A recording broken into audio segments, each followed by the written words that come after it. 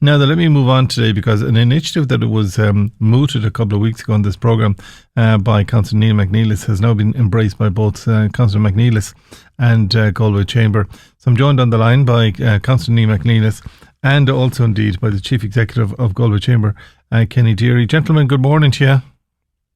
Good morning. Morning, Keith.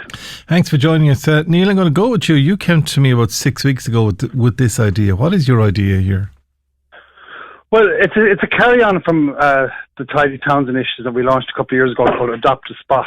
So now what we're doing is we're actually asking each business in the city that if it could do 1 metre outside the front of their premises, and then what we'll do is we'll put the pressure on the City Council to do the rest. So, I mean, at the moment, the footfall in Galway City Centre is actually excellent. It's very, very good. The place is a wee bit grubby looking and we need to actually sparkle it up a bit. We've encouraged people to actually to paint their businesses to make the place more presentable. But if businesses like my own, we come in early in the morning, we wash it down, make sure the front is cleared, then we'll make sure that the City Council will do the rest of it. We spend a lot of money, as you know, Keith, on street cleaning in the city every year. And we want to make sure that the place is sparkling and looking as well as possible for the city, so that we can actually welcome all the locals who come in to do the shopping in the city centre and dining, but also then for the visitors that we have coming as well. And this will be part of our Tidy Towns entry as well for the national competition, which thankfully is back up and running again this year. In 2019 we received a silver medal, 2018 a silver, and then 3 bronzes before that. And, you know, realistically, when you look at the scoring that we've received for the size of the city that we're in, the category H, we're only, about 20, 30 points behind the likes of Ennis and even Westport. And the population of Galway compared to those two places that actually score so highly every year in those national competitions. So we're actually just asking every business to put the shoulder to the wheel. We know how tough it's been. It's great to have everybody getting back open again. But then just as well as that we don't drop the ball and we actually make sure that the front of the premises are looking as well as possible. So, Kenny, will your members, do you think, buy into this whole idea? I mean, it sounds simple, but everyone putting their shoulder to the wheel will make that difference. Keith, it's such a simple, practical initiative, and I want to compliment Neil and indeed those in the Tidy Towns Committee with him and City Council. I think any of us who walk around town early in the morning, and all the time I get a rush of blood to the head and we'll go for an early morning walk. It's amazing to see the work that takes place, 5, 6 o'clock in the morning with street sweepers, emptying bins, trying to improve the visage of the city. And I think our members and indeed the broader business community will welcome this. The focus, Keith, over the last 12, 14, 15 months, as you know, has been trying to stay above water, maintain COVID measures, maintain safety for staff, customers, etc. And in all of that, and particularly when shutters were up or down for many months, some buildings look great and business owners have done a lot to reinvent them, but others are a little tired looking. And that's not anyone's fault. It's just people trying to survive. And I always remember Eddie Shanahan, the retail consultant, many years ago in my early days of training, spending a week on a programme with him. And one of the things he talked about as business leaders is sit out across the street from your business and take a critical look, because that's what the customer or the passerby sees. And equally have a seat in your business somewhere where you wouldn't normally be and just take a look at the angle and see what the inside looks like. What we're trying to do, Keith, in the Chamber, and indeed Neil in his many hats, is encourage more people to come into the city. Give them confidence that it's safe to come into the city, that all businesses are adopting to the sanitisation measures, the spacing. We've got so used to it at this stage. And another part of this puzzle is just giving people a sense that it's a really, really pleasant town centre experience. And I was around town a good bit on Saturday, Keith, and more people than ever before are now sitting outside, because obviously we've the onboarding of outdoor dining. And more people than ever before will be sitting looking across the street at your building, because previously they would have been inside. So I think as a collective, as a city, we will and should all embrace this. And it's so simple, so practical. And one of the bits that we're calling for, Keith, as well is, there will be black spots that's not outside someone's door. And I know some have been great. Some people take on a street or a corner. But if there are those black spots, then please call them out. Let us know in Chamber what they are. And between Neil, ourselves, I know Rory Leitman, the tourism officer, and the council staff, we'll do our best to try and remedy them. Neil, one of your colleagues indeed on the council, Councillor Ellen Cheever, sent me in some photographs last week in relation to weeds growing on Shop Street. That's what you're trying to, get people to focus on, litter, leaves, and just unsightliness, just to make it the magic town that it really is underneath all of this? Yeah, we put together a snag list. So I suppose with the weeding, first of all, is that everything has been sprayed now in the city centre. So again, just even this morning, I noticed that the city council crews are out there actually digging up the weeds because they've died off now. The other thing is that somebody notified us during the week and contacted the chamber just in relation to that Maingard Street would need to be power hosed and the footpaths there. So I'm glad to say that today, again, because we brought it to the attention of the Environment Office, that Ayr Square has been hosed down and power hosed, and then Maingard Street is going to be power hosed and the footpaths. And we'll identify the snags as they come along. But I mean, if there's weeds outside your premises, as Kenny's after saying there, like, go out and pull them up. I mean, it could take a couple of minutes. Like, the biggest thing we want to make sure is that everybody's coming into your store. And, if your shop looks well, people will come in and shop in it. There was another, like, Taft's old shop on Shop Street. It looks terrible. Thankfully, it's all been painted up now. It's been lifted, and it looks really, really well. And there's, I saw Colin Pole, the last St. Paul's, he's changed his colour scheme. And it's like, if we get every single shop sparkling, it makes a big, big difference. But instead of just pointing out the problems, we'll try and get them addressed, and we'll try and get City Hall.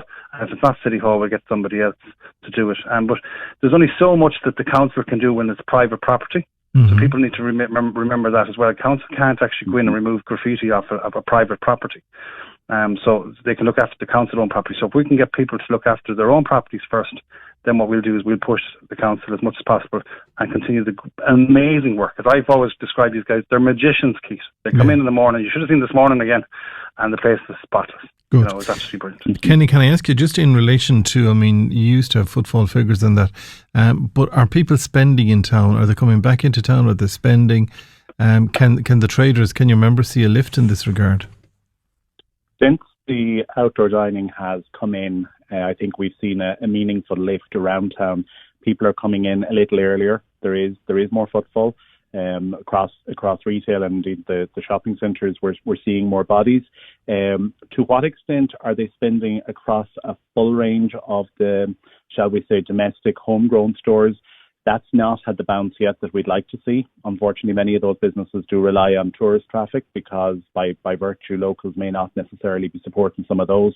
Obviously, some of the larger discount retailers, we're seeing, I think Mary Bennett used to always do a test many years ago in terms of watching people coming down the street and what bags were they carrying, and you can see a trend towards one or two stores. So what we need to do, Keith, is seize on the increased footfall because it is there. Because to be fair, as I said, even on Saturday around town, you couldn't help but smile. There was such nearly a Mediterranean atmosphere and people sitting outside, and there was a good buzz. So people are coming into town, which is great to see.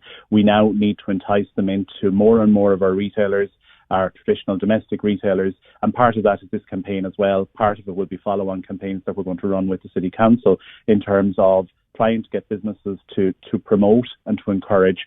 And we'll see, Keith, I know we've had extensive conversations with again City Council in terms of budget for trails leading people around by different retail outlets, and you're going to see a lot more coming from that.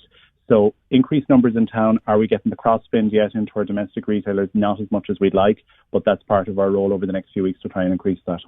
And Neil, can I ask you, the mayhem that we saw last weekend and a couple of nights into, Monday night of this week, has that abated a little bit in town?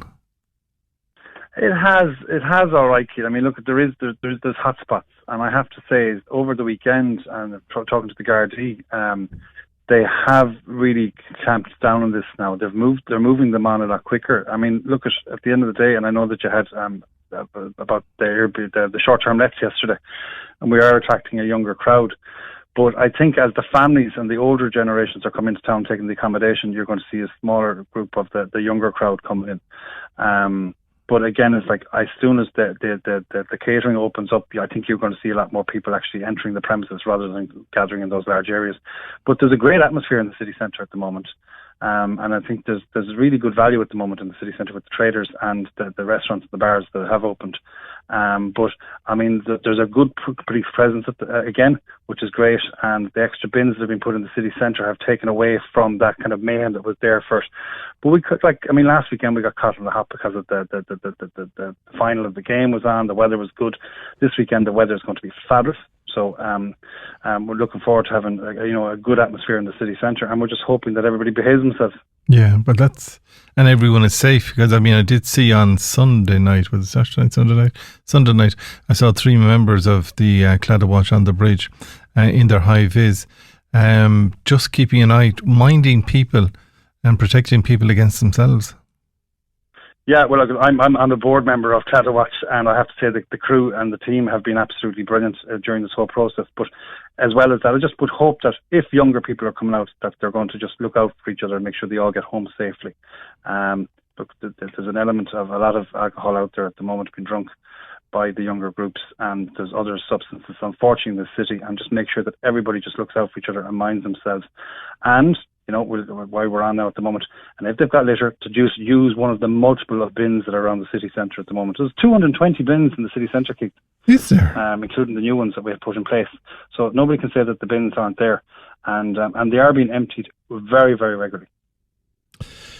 Kenny, just you'll keep an eye on this, but I take it your members, from a restaurant point of view and the internal dining point of view, are hoping that Minister Michael D. Higgins will read the legislation and make a decision as to whether he refers it to the Supreme Court or to the court or whatever, so that it can come into law and that indoor dining can start middle to end of next week.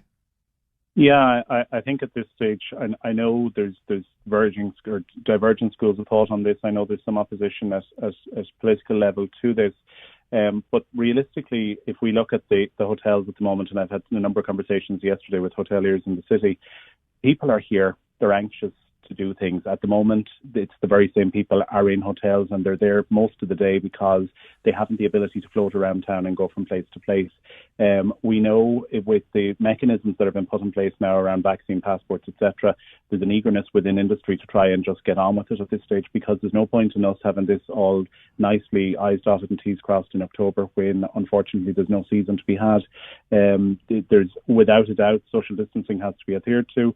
Safety protocols have to be followed, but equally, if we don't get businesses back open that have been closed for so long, for some seasonal bounce over the next 6 or so weeks, once there's people around, then we have a graver issue, Keith, because unfortunately we'll be looking at more closures. All right, Kenny, thanks for joining us. Neil, final one to you, Keith. I've recently started cycling at Ballybrit at 6 a.m. in the morning, vaccinating.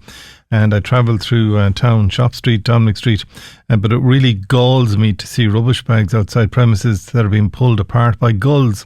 Why not use bins? Bins are not going to be strewn across the street. Terrible mess for bin men to have to face every day. What can be done? The gulls are the gulls are the gulls. Yeah, Keith, I suppose, and this is something that we're going to do with this campaign as well, is we're going to, just again, is to explain to people that the whole presentation of waste bylaws that we have in Galway, you're not supposed to put out your waste until a certain time, and it's supposed to be presented in a certain way. The gulls, unfortunately, because of during the COVID, they've moved very much inland. There is some suggestions that we try and get some hawks and maybe some kites to put up and get rid of them, because there's a scourge of seagulls at the moment. But the big thing is the presentation of waste and those bags that are opened. So realistically, they shouldn't be opened up at night time. Now, if we can get the waste collection companies to maybe do waste collections late in the evening, that's something that could be done. But it's something that we're looking at, and we're trying to make sure that we can get on top of it. The idea of selling the bags to the independent residential units in the city centre, there's illegal dumping happening there from them as well. So it's really how that waste is being presented. In relation to the gulls, it's just a victim, unfortunately, of where we are with the waste being put out, and it shouldn't be put out in the first place. All right. Can I thank you for joining us, Kenny Deary, Chief Executive of Galway Chamber, and Councillor Niamh McNeill is joining us there on the line.